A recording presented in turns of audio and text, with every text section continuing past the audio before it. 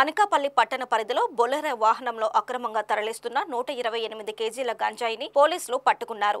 6 నిందితులను అరెస్టు చేసి గంజాయిని స్వాధీనం చేసుకున్నట్టు డీఎస్పీ కె శ్రావణి తెలిపారు. అనకాపల్లి పోలీస్ స్టేషన్లో ఏర్పాటు చేసిన మీడియా సమావేశంలో డీఎస్పీ శ్రావణి మాట్లాడుతూ తుమ్మపాల ఏలేరు కాలువ వద్ద విధులు నిర్వహిస్తున్న పోలీసులకు బొలెరో వాహనంలో గంజాయిని తరలిస్తున్న నిందితులు పట్టుబడ్డారని తెలిపారు. నిందితులను రిమాండ్కు తరలించామని, వారి వద్ద నుండి 30,000 రూపాయల నగదు, ఒక car, Bolero van, auto, bike స్వాధీనం చేసుకున్నామని తెలిపారు. గంజాయి రవాణాపై ఎటువంటి సమాచారం ఉన్నా వెంటనే జిల్లా ఎస్పీ కార్యాలయానికి తెలియచేయాలని డీఎస్పీ కోరారు. ఈ సమావేశంలో circle inspector T Vijay Kumar, ఎస్ఐలు సత్యనారాయణ, ఈశ్వరరావు, పోలీస్ స్టేషన్ సిబ్బంది పాల్గొన్నారు.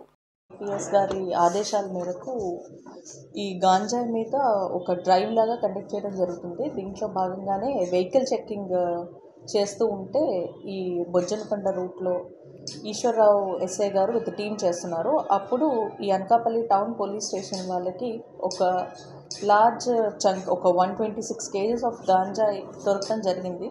దీంట్లో వీ హ్యాడ్ ఏ పైలట్, ఒక ట్రెడిషనల్ ఆపరేటింగ్ మెథడ్లో పైలట్, వెహికల్ అండ్ ఆటో వీళ్ళందరినీ సీజ్ చేయడం అయితే జరుగుతుంది.